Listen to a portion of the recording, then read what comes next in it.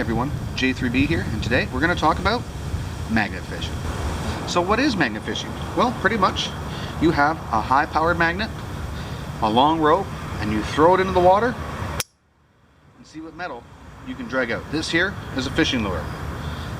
As you can see, my magnet can lift 175 pounds, so sometimes it can be difficult getting things off.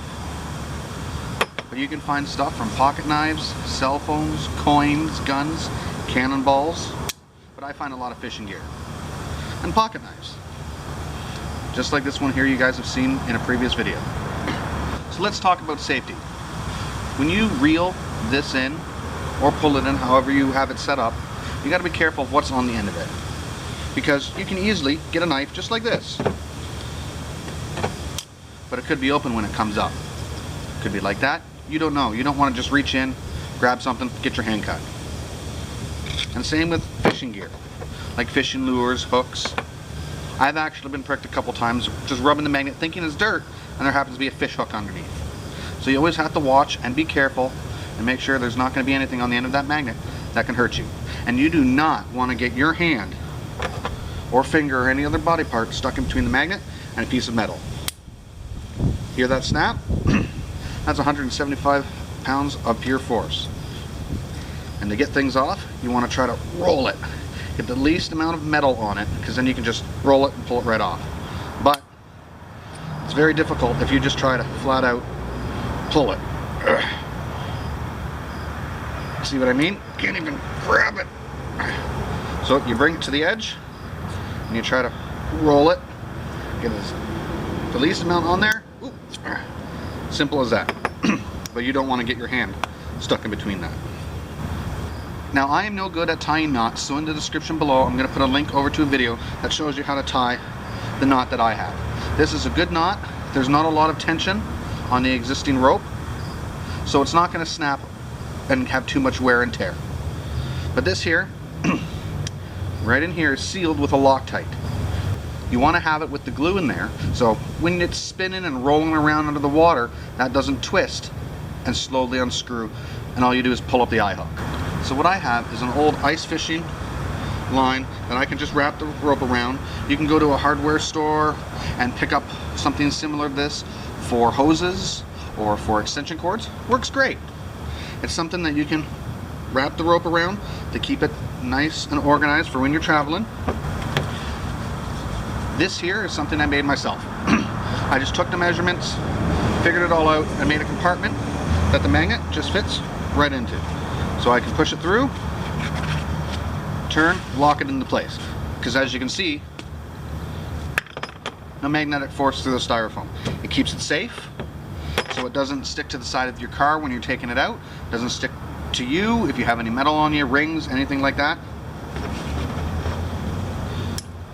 A little bit of magnetivity there, but not enough that I can even let that go. One thing you always want to have with you is a bucket, something to put your fines in. You don't want to stick them into a bag or in your pocket, because everything you're pulling out is covered with mussels, pieces of seaweed, and filled with water. So a bucket is always a good thing to have. I just use an old cat litter container. They come in handy, and I don't care if it gets wrecked. So now I want to talk to you about rope. This here is a 100-pound test paracord. It's thin, it's lightweight, and it's supposed to be able to twist and not snag too easily or tie knots. Get knots tied into it and get stuck to things like that. So this is a good rope. There's lots of different kinds you can get. If you want to go with the traditional rope, get the 3-strand that's braided. You don't want to get any that's just twisted, because those will fray, open up, and you'll get stuck in sticks that are underneath the water. When casting, always check your surroundings. If you're standing on a bridge, dropping it down, or throwing it out a little bit to bring it in, always be careful. Check to see if there's metal bars that are the railings on the edge of the bridge, on the edge of a dock, because the last thing you want to do is, as you're pulling this up, it snap and stick to something. You don't want to put yourself in any danger trying to lean over the railings to pry a big giant magnet off. And you also don't want to damage any of the property that you're on. You don't want to throw this near any boats. Yes, they're fiberglass, but they do have a lot of metal parts. Last thing you want to do is catch a boat going past, because I'll tell you, you'll be water skiing pretty quick. Another tip for when you do cast, always make sure your rope is tied off to something. When this is all extended, the rope is tied to this board, and I'm either holding it or I've linked it through something with the end of the rope and tied it off. So when I cast, it gets to the end, it won't go any farther. Some people will tie it to themselves or tie it to their belt loop, wrap a piece around their leg. It's completely up to you how you want to tie it off, but make sure you do, because I've seen people toss these, gets to the end of the rope goes in, and they've just lost their magnet. So I hope you guys enjoyed this video on how to start magnet fishing. I'll tell you, it is a great and fun hobby. If you want to see some of my magnet fishing videos, check the links in the description down below. And if you guys have any tips that you want to share, put them in the comments. I'd love to hear them. Until next time, guys, happy hunting.